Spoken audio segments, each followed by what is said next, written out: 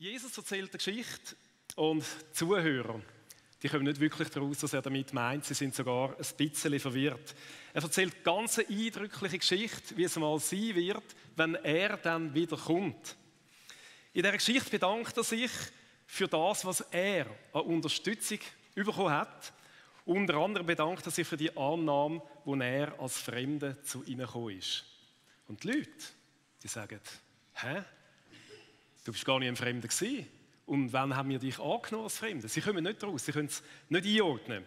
Sie haben gesagt, du bist gar nie ein Fremder gewesen. Die Geschichte aus Matthäus 25 ist bekannt. Ich finde irgendwie lustig auch. Und auf der anderen Seite aber auch enorm herausfordernd. Jesus sagt darin nämlich, was ihr den Hungrigen, was ihr den Durstigen, den Kranken, den Gefangenen, was ihr denen mit Mangel und eben auch den Fremden da habt, den Fremden, das haben wir für mich tun. Heute ist Flüchtlingssonntag. Und heute geht es um Leute aus der Fremde oder auch Leute in der Fremde. Auf dem Bild sehen wir jetzt Winterthur. Unsere Stadt. Da wohnen etwa 110'000 Leute. Ein paar von euch wohnen natürlich auch in dieser Stadt. Mindestens die Hälfte von denen, die jetzt da sind. Und jetzt schliessen doch mal die Augen.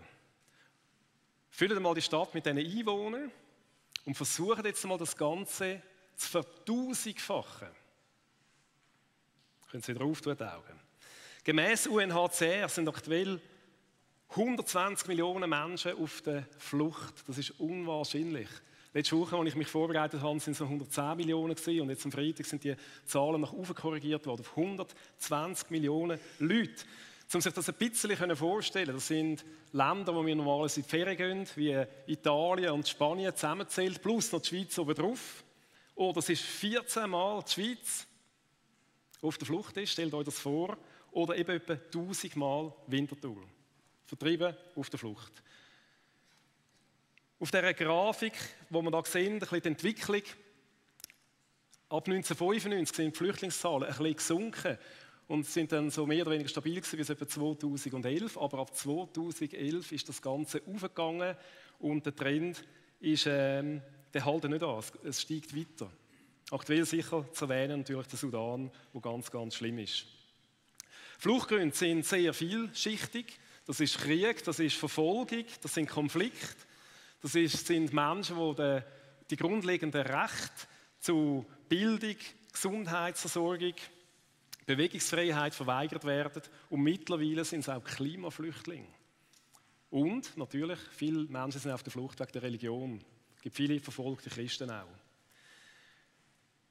40% von allen Flüchtenden sind Kinder. Und 70% von den Leuten, die flüchten nicht in die Ferne, also sie kommen nicht unbedingt nach Europa oder nach Nordamerika, sondern die sind im Land, Binnenflüchtling oder in einem Nachbarland. Die grössten Flüchtlingsländer aktuell sind Afghanistan, Syrien, das ist vielleicht uns gar nicht mehr so wahnsinnig bewusst, dann Venezuela, das überrascht vielleicht sogar, dann die Ukraine, wo jetzt natürlich der ganze mediale Fokus darauf liegt, Bürgerstock, wo man fest hoffen, dass das etwas dazu beiträgt in die richtige Richtung, und der Sudan. Beim Sudan gehen die Zahlen der Flüchtenden sehr auseinander, je nach Quelle, die man da hat. Sudan hat bis jetzt eigentlich zu den vergessenen Kriegen gehört. Dort, wo man nicht so hinschaut. Und ich habe kürzlich auf SRF eine Schlagzeile gefunden, die hat geheißen: ethnische Säuberung in Darfur, vertrieben, vergewaltigt, getötet oder vergessen. Am anderen Ort hat es geheißen: Gemetzel, aber nur Satelliten schauen hin. Auch das ist eine Realität. Und da gibt es noch andere vergessene Kriege wie Jemen. Die Welt, die bewegt sich rasant, und wir in der Schweiz haben natürlich auch mit Fremden zu tun. Und auch da ist interessant, wenn man die Zahlen anschaut, wie sich das entwickelt hat. Seit 2014, damals sind es etwa 35'000 anerkannte Flüchtlinge gewesen, und heute sind es gut 84'000 Menschen, die die Anerkennung haben bei uns.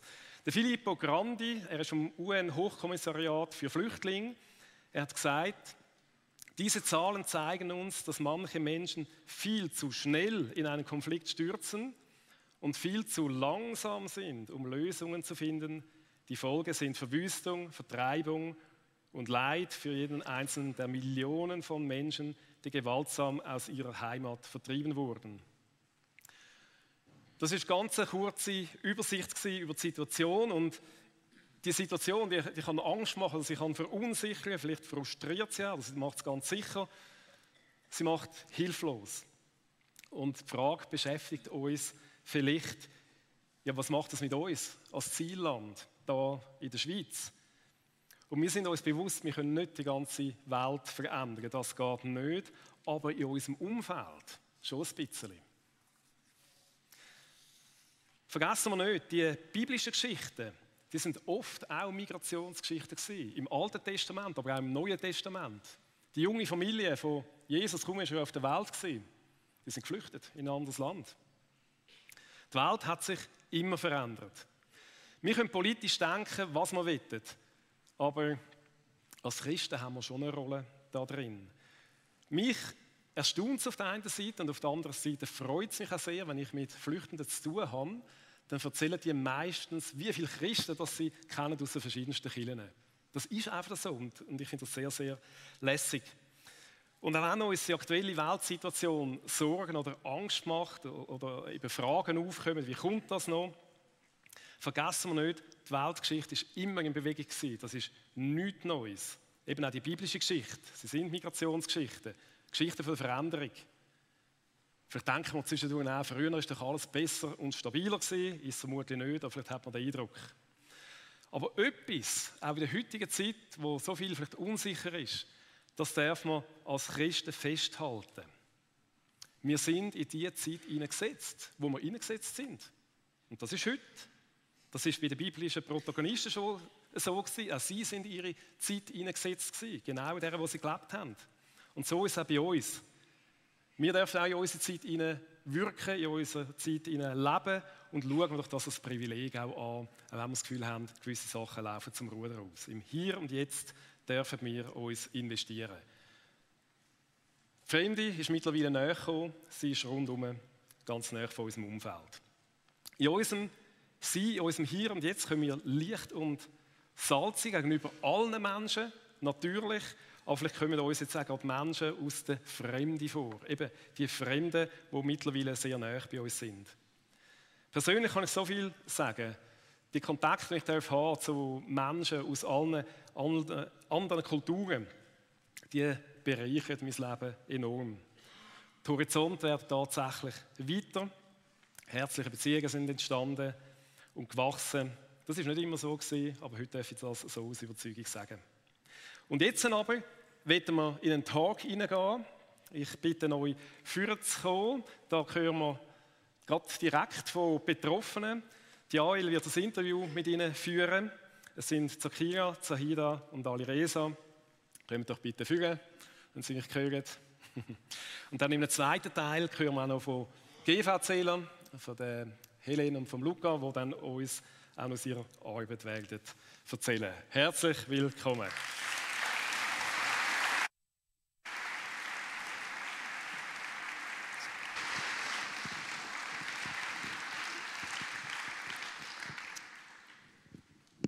Ja, Alireza, Zahida und Zakira, mich freut es ganz besonders, dass ihr heute hier seid. Es ist mir eine Ehre, dass ihr unsere Gäste seid und dass ihr bereit seid, uns etwas von euch zu erzählen. Dafür danke ich euch jetzt schon vielmal.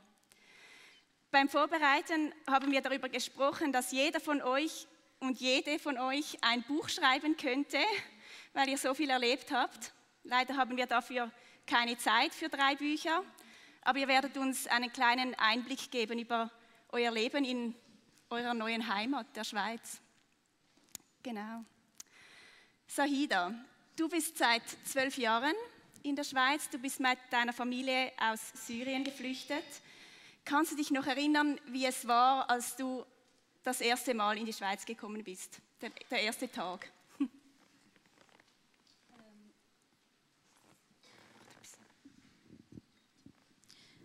Es war sehr schön. Einerseits war ich sehr glücklich, sehr froh. Jetzt bin ich am Ziel angekommen mit 2 kleinen Söhnen. und dass mir die Schweiz nicht zurückschickt, weil ich bin illegal gekommen. Andererseits war ich sehr traurig, weil ich bin ohne meinen Mann gereist.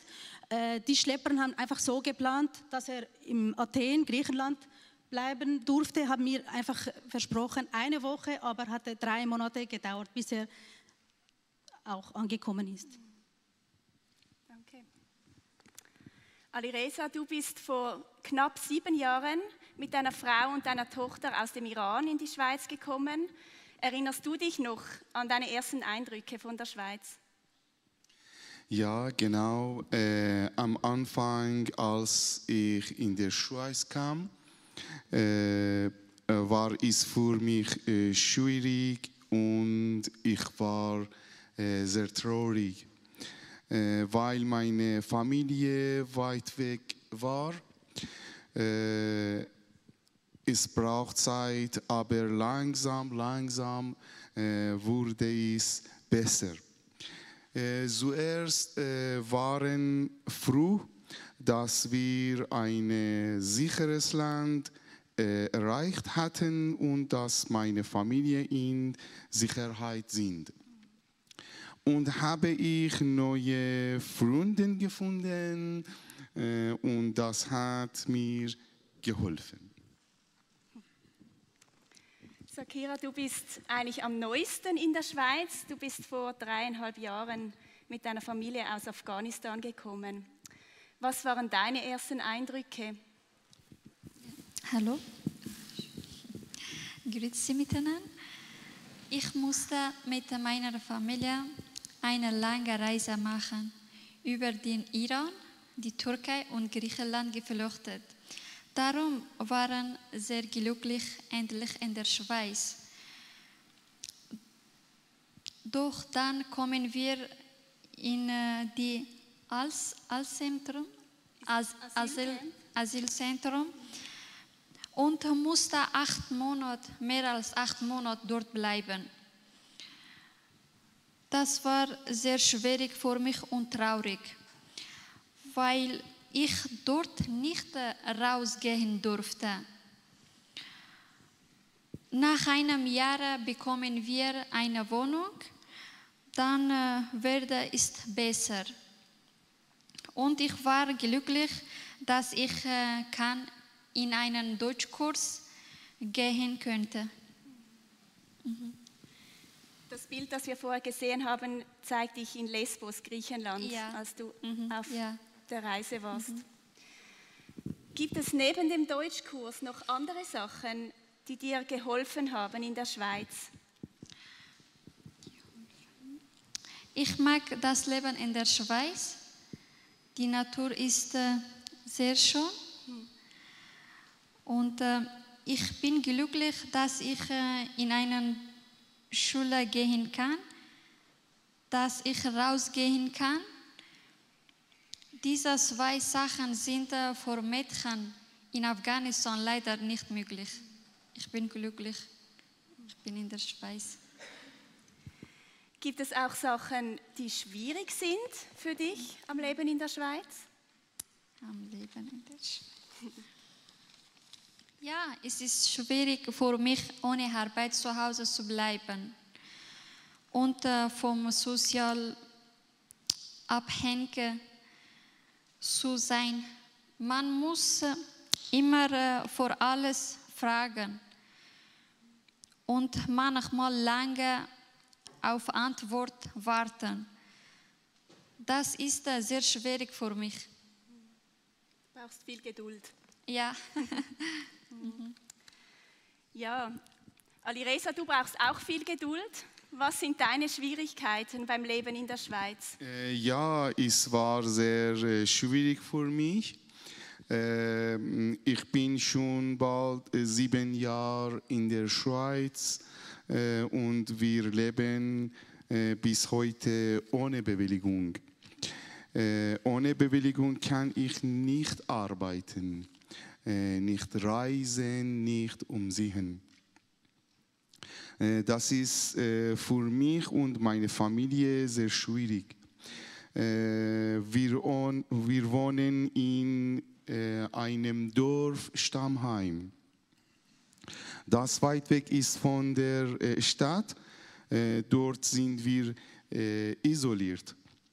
Wenn ich den Deutschkurs oder zur Arbeit gehen muss, muss ich langsam und langer Zug fahren. Es war auch schwierig, eine neue Sprache zu lernen. Hast du aber schon gut gemacht bis jetzt, wie wir hören. Genau.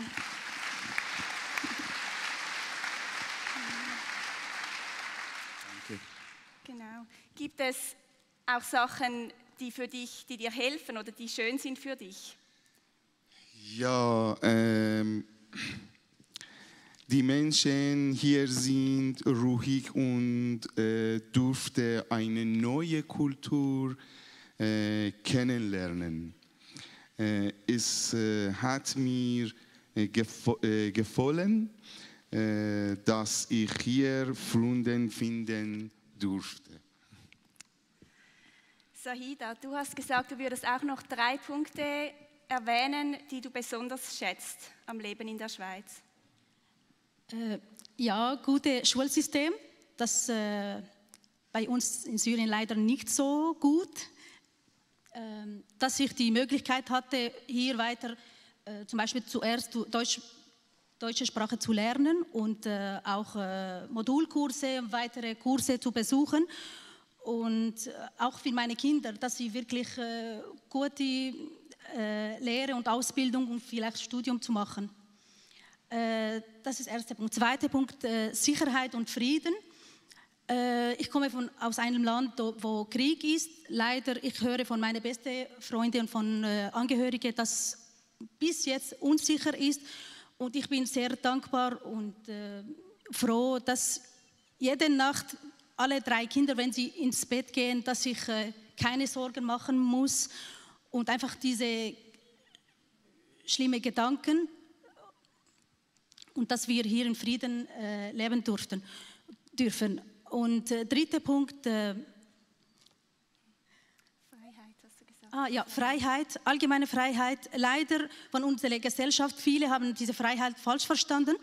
Für mich ganz wichtig, dass ich Religionfreiheit, dass ich durch diese gute Möglichkeit Jesus Christus kennengelernt habe.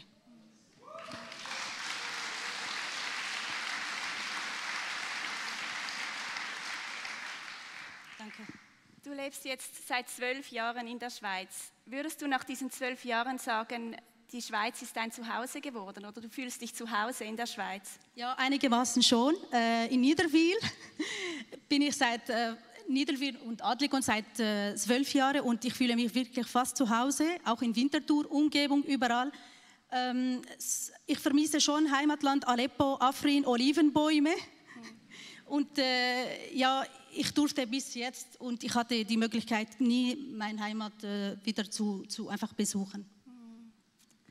Was hat dir geholfen, dass du dich in der Schweiz zu Hause fühlen kannst? Natürlich erst die Sprache und viele Kontakt mit anderen Menschen, dass man wirklich sich öffnet wirklich und auch die Schweizer. Ich erinnere mich am ersten Tag 2012, als ich von alle Asylzentrum diese ersten Schritte vorbei ist, nach 4-5 Monaten, dass ich nach Niederwil umgezogen bin, 2 nette, liebe Nachbarinnen, Vreni und Therese, zu mir gekommen sind und sie wollten mich begrüßen. Auf Deutsch könnten wir uns nicht verstehen, dann haben sie gesagt, Italienisch, dann habe ich gesagt, nein, dann, ich konnte die französische Sprache, dann habe ich gesagt, Français, sie haben gesagt, nein, wir haben so gelacht. Und auch durch diese Nachbarn, natürlich andere nette Nachbarinnen auch, konnte ich in Turnverein, in Sportriege Mitglied werden. Und das hat mir auch sehr viel geholfen, die Schweizerdeutsch auch zu lernen. Du hast noch von einem Erlebnis erzählt auf dem Hohen Kasten. Genau, das war vor 19 Jahren, erinnere ich mich. Ich war zum ersten Mal mit dem Daumen- und Sportrieger Reise mitgegangen bin und wir waren, ich glaube, auf einem Berg, Hohenkasten. In Süden gibt es keine Berge, einfach Hügel. Und ganz oben, wir haben so schöne Aussicht und ich habe wirklich, ich begann zu jubeln und tanzen, wie schön die Natur und einfach von oben. Es war wie, bis jetzt sage ich, Paradies. Ja.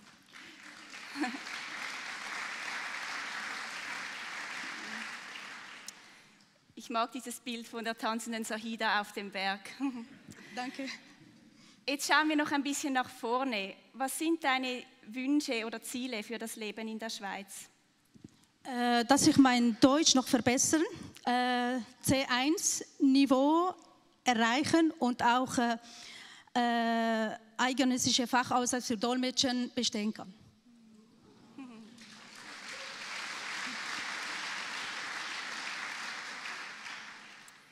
Alireza, was sind deine Wünsche für die nächste Zeit? Mein größter Wunsch ist es, eine Aufenthaltsbewilligung zu bekommen. Ich wünsche mir einen guten Job und eine gute Wohnung in der Stadt und dass wir unsere Familie Bild wiedersehen können. Sakira, wirst du uns auch noch von deinen Wünschen erzählen? Ich wünsche mir, eine Arbeit zu Hause zu machen kann, weil ich im Rollstuhl bin. Ich möchte meine Deutsche verbessern und ein großer Wunsch von mir wäre es, dass auch die Mädchen und Frauen in Afghanistan in die Schule gehen können. Ja, ich wünsche euch von ganzem Herzen, dass besonders eure persönlichen Wünsche sich bald erfüllen dürfen. Und ich möchte euch danken, dass ihr hier gewesen seid, dass ihr den Mut hattet, etwas zu erzählen, etwas zu teilen von euch. Und ich danke euch auch, dass ihr nie aufgebt. Für mich seid ihr wirklich Helden. Bitte, Vielen Dank. geschehen.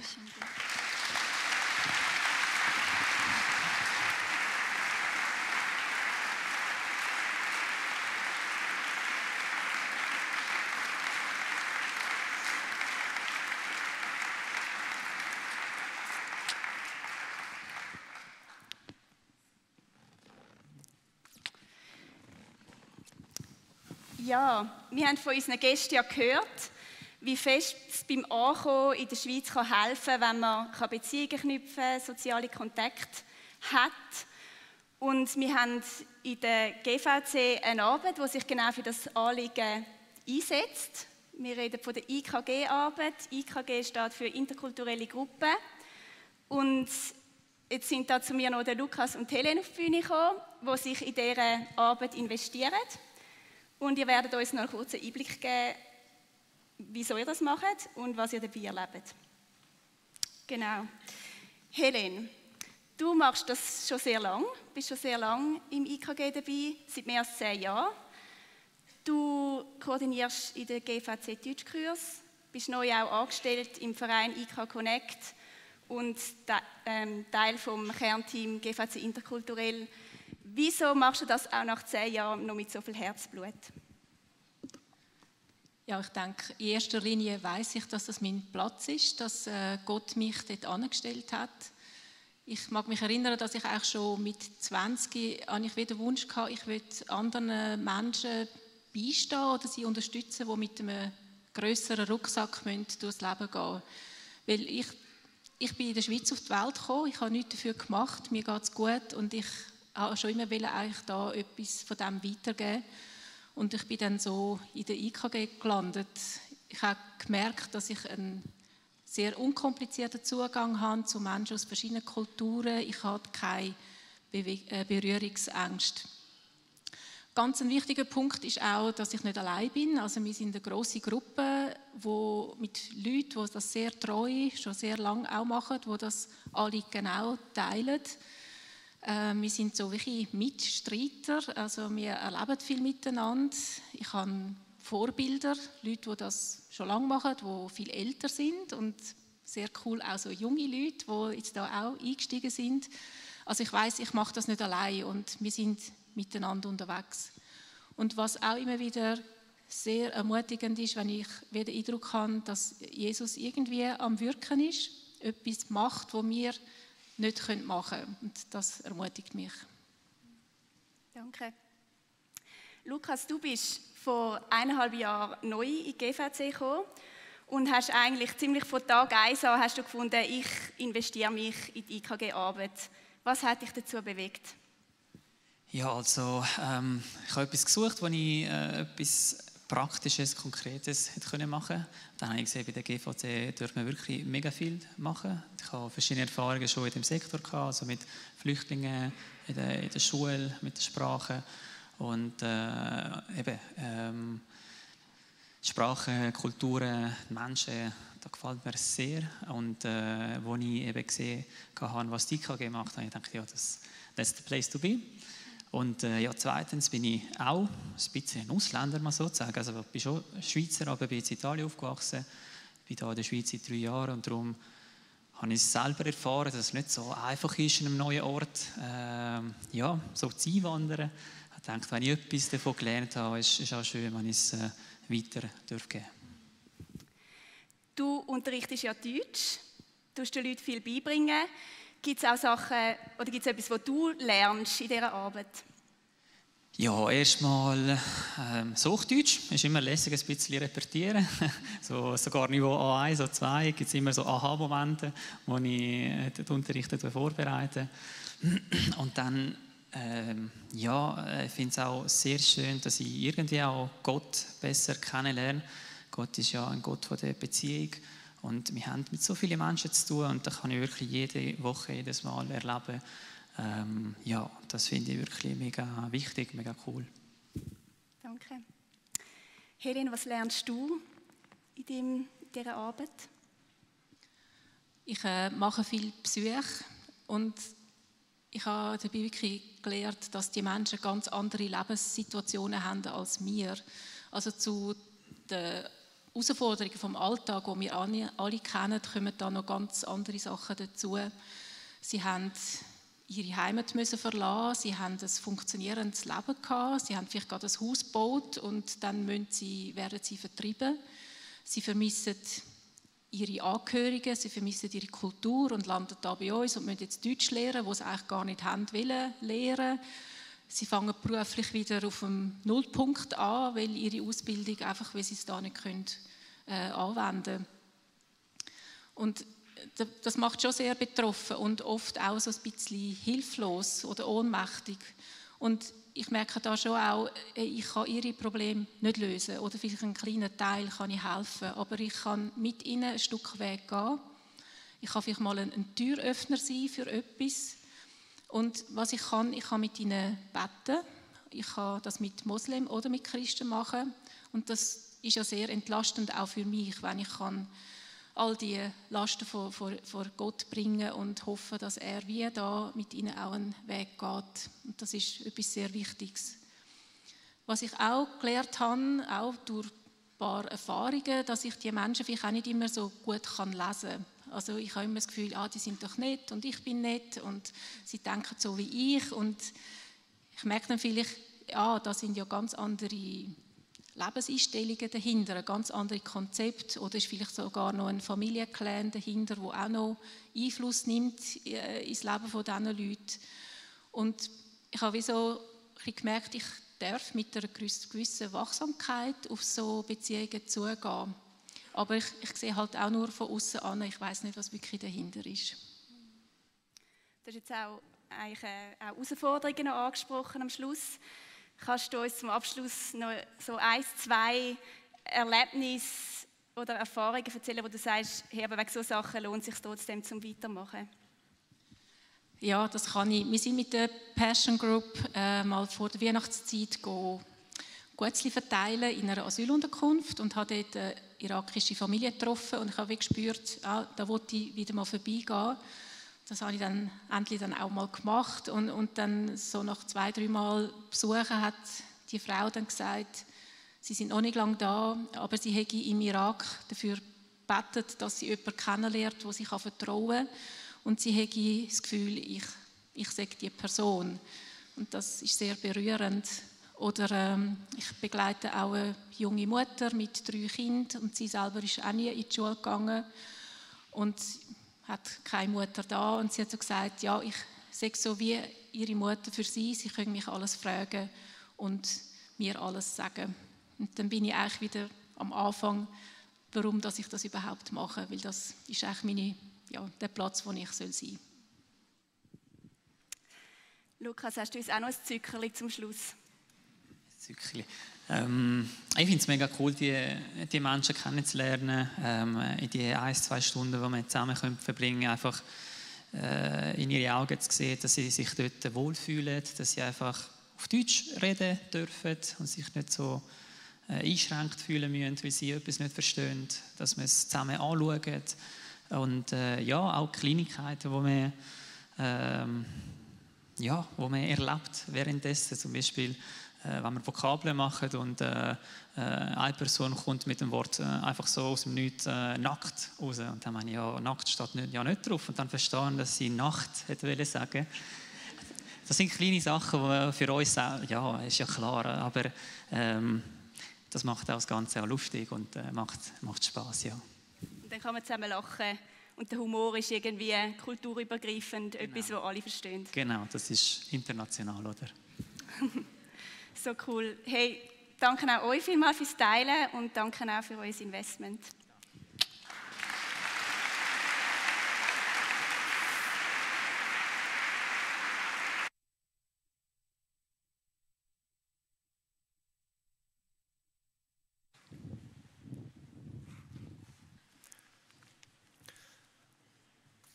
Ich weiß nicht, wie es euch gegangen ist. Sehr, sehr eindrücklich, was wir haben dürfen hören. Danke viel mal. Jael hat heute einen Haufen Fragen gestellt. Und am liebsten würde ich ihr auch noch ein paar Fragen stellen, weil sie hat ja sehr viel zu erzählen. Sie ist auch eine, die sich da sehr, sehr engagiert innerhalb von IKG. Und für die nicht wissen, was IKG heisst, das heisst Interkulturelle Gruppe von der GVC.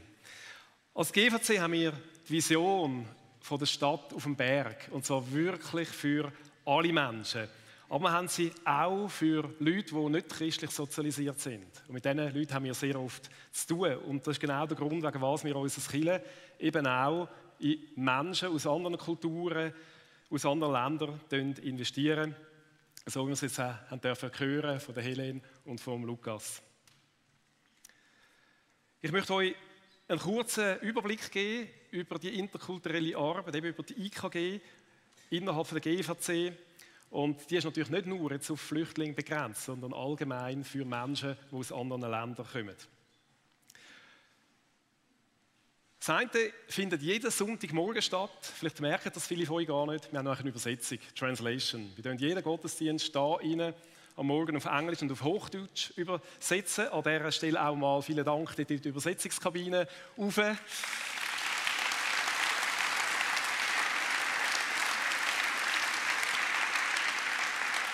Also ihr merkt, man kann sehr, sehr gut Leute, die nicht Schweizerdeutsch reden, hier in den Gottesdienst einladen. Jeden Sonntag. Das funktioniert tipptopp.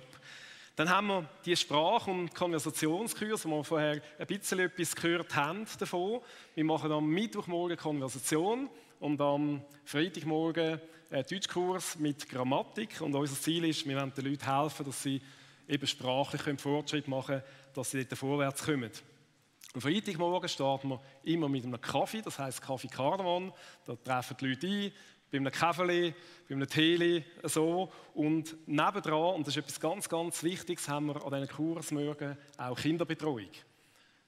Kinderbetreuung für Kinder im Vorschulalter und das ermöglicht überhaupt vielen Müttern, dass sie kommen können, sonst wäre das gar nicht möglich. Und auch da kann man sich gut vorstellen, dass da sehr, sehr viele Mitarbeitende involviert sind und wir können da auch immer wieder brauchen. Dann haben wir ein Gefäß, das heisst GVC interkulturell. Das findet jeden Monat und meistens ist es der letzte Sonntag im Monat am Nachmittag statt, vis-à-vis im Taumelsaal. Das ist ein Gottesdienst, den wir miteinander feiern, und zwar auf eine einfache Art und Weise. Einfach im Sinn von der Message, die wir vermitteln. Wir geben das Evangelium weitergeben, wir übersetzen. Meistens ist es Farsi oder Arabisch. Und dann schauen wir noch andere Sprachgruppen haben, die wir ein bisschen formieren, damit die miteinander da reden und übersetzen können. Wir reden sehr, sehr langsam dort. Wir reden sehr einfache Sätze. Wir singen Lieder in ganz verschiedenen Sprachen, das ist immer wieder wunderbar. Und etwas, was mich jedes Mal wieder sehr berührt, ist am Schluss beten wir das Unser Vater miteinander. Entschuldigung.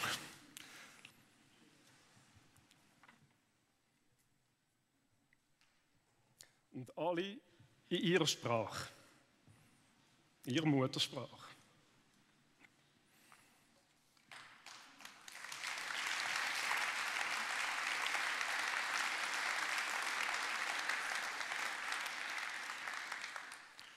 Das Ganze ist ein Brückenangebot. Also schon viele, die dort eingestiegen sind, die kommen nachher, finden den Weg hier in die Kirche und kommen dann da im Gottesdienst. Wir feiern Weihnachten miteinander und wir haben heute schon ein paar Mal gehört von Wundern. Das ist jedes Mal ein Wunder. Das sind das letzte Mal über 400 Leute, die da rein Weihnachten gefeiert haben. Leute aus ganz verschiedenen Religionen und wir dürfen wirklich staunen, was Gott da macht, dass die Leute überhaupt kommen und mit uns Weihnachten feiern. Dieses Jahr haben wir, ich meinte, zum 10. Mal eine Ferienwoche, in der Sommerferien, IKG-Ferienwoche. Und die ist im Bündnerland, in einem sehr idyllischen Dorf, sehr neu, es ist im Brettigau. Und auch dort da kommen Menschen, die sich sonst die Ferien gar nicht leisten können. Oder? Und die staunen in dieser Bergwelt, wie das ist. Es ist auch wunderschön. Wir feiern dort kleine Gottesdienste miteinander. Es gibt Kinderprogramme, einen Haufen Programmpunkte.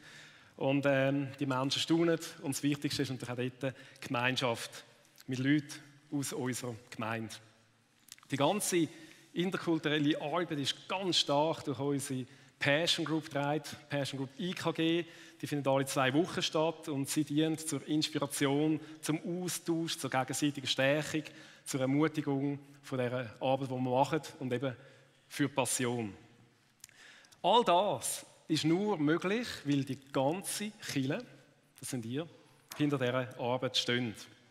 Und wir eben so die Vision von der Gesamtkirche, die wir haben, auch in diesem spezifischen Bereich können weiterleben und weitertreiben, auch finanziell.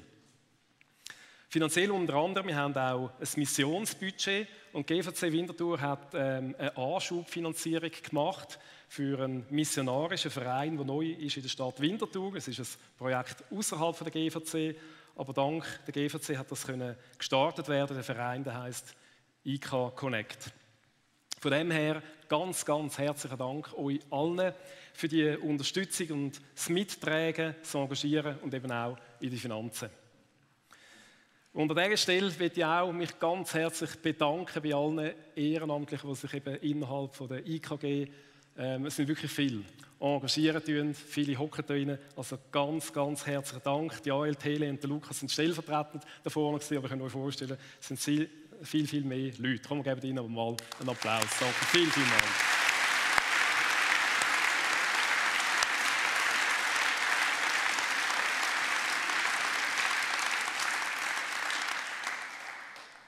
Salz und Licht. Wir sind, ich habe es am Anfang gesagt, in die Zeit hineingesetzt, wo wir hineingesetzt sind. Und schauen wir das, auch wenn viel Unsicherheit herrscht, wirklich als Privileg an.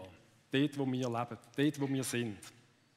Ich möchte euch einladen, offen auf Menschen aus anderen Ländern zuzugehen, sei es am Arbeitsplatz, sei es in der Nachbarschaft. Einfach ganz offen, sie schätzen das wirklich. Vielleicht wird man mal jemanden einladen zu sich heim oder bei jemandem vorbeigehen. Und dort muss man sich nicht voranmelden, die sind da viel lockerer drauf als wir. Da kann man ja einfach, das funktioniert, einfach vorbeigehen. Und wir haben das heute auch gehört, trotz allen kulturellen Unterschieden oder eben der Sprachbarrieren, die da manchmal sind, am besten geht es mit Humor. Das hilft immer und ich kann es euch versprechen, die Horizont werden garantiert weiter. Oder man darf die Leute in die Kirche einladen, da rein, oder in die Angebote, die wir haben, die spezifisch sind. GVC, interkulturell, ladet es einfach ein. Und ich würde einfach sagen, wir dürfen eben gespannt sein, so wie es Jesus gesagt hat, auf Begegnungen mit den Fremden. Amen. Wir werden einen Moment still sein und jetzt gerade an die Flüchtlinge denken, so wie es uns möglich ist, vielleicht ganz in der Nähe, vielleicht irgendwo sonst auf dieser Welt. Ich möchte euch bitten, aufzustehen. Und wir wollen einfach einen Moment still sein, ihr könnt so beten, wie ihr wollt, aber für die Flüchtenden auf dieser Welt beten.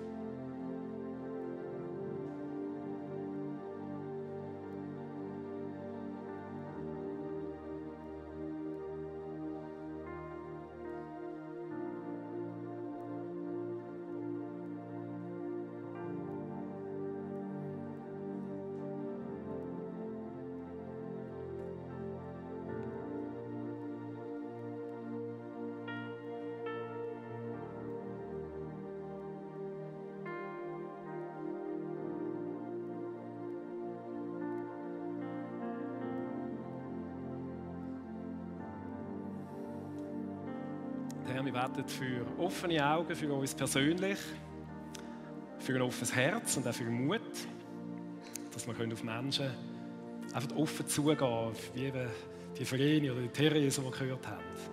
Dass wir so Menschen sein können und so in Kontakt kommen mit Leuten, die noch nicht lange da sind oder schwer haben da. Und danke, hast du gute Pläne, indem du dich selber auch als Fremde vorgestellt hast. Danke vielmals.